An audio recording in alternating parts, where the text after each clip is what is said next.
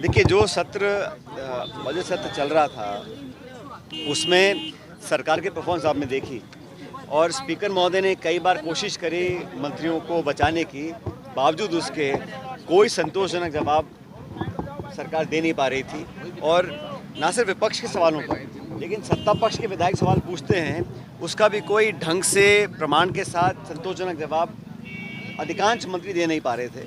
सरकार की तैयारी नहीं थी और साल भर से जो दावे किए थे, घोषणाएं की थी, आश्वासन दिए थे, उनको धरातल पर कारगर तरीके से उतार नहीं पाई सरकार।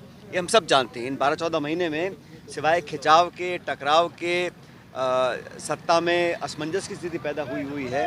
और मुख्यमंत्री कुछ भी बोलें, लेकिन उनका जो मंत्रिमंडल है, उनके जो अफसरशाही जो हावी है, वो जगजाहिर है।